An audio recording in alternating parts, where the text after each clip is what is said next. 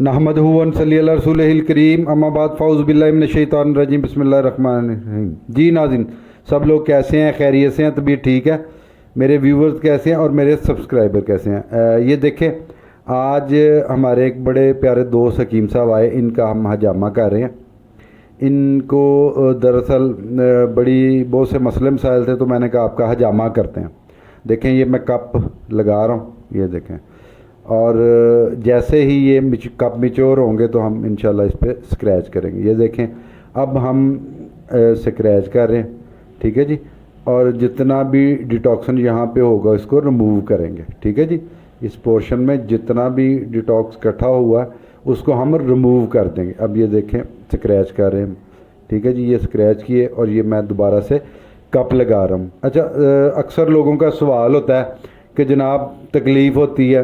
देखें, माइनर सी तकलीफ़ होती है जिसमें जैसे चींटी चल रही होती है, ठीक है, या माइनर से स्क्रैच होते हैं, तो इसमें कोई मसला नहीं, कोई दर्द वाला सीन नहीं होता। बंदा सोचता है ना जी कि बहुत ज़्यादा दर्द होगी, और कुछ भी नहीं है।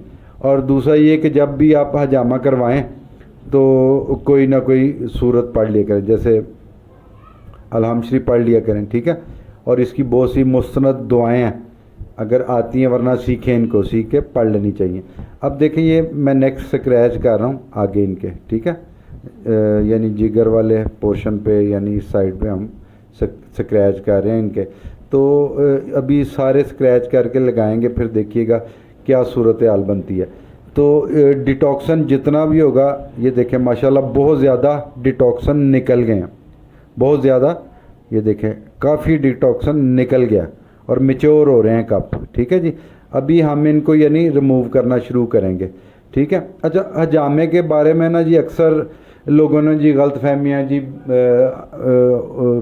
फैलाई हुई हैं कि जी शायद इससे किस किस बीमारी, हर बीमारी का इलाज इसमें है, ठीक है जी।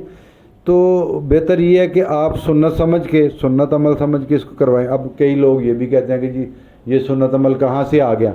ऐसी बात नहीं है, ये सुन्नत अमल है, क्योंकि जब सरकार नबी करीम सल्लल्लाहु अलैहि वसल्लम ने करवाया, कहते हैं आपने आखिरी अय्याम में भी हजामा करवाया, ठीक है ना।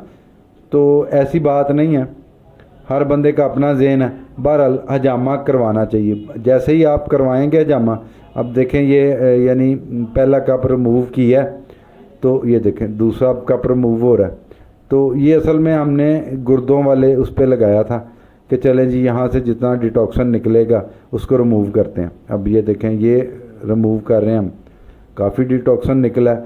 तो जैसे ही इंसान का यहाँ से डिटॉक्सन निकल जाता है तो इंसान अपने आप को हशाश बशाश समझता है, ठीक है, और 2 दिन में वैसे रिज़ल्ट आपको मिल जाता है।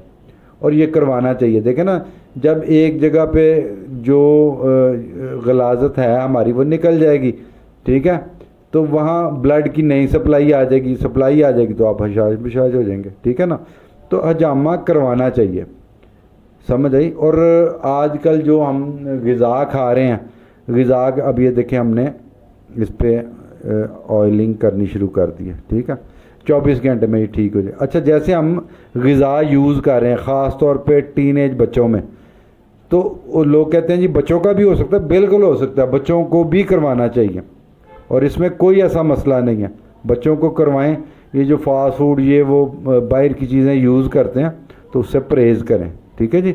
अब ये देखें, ऑयलिंग कर दी हमने।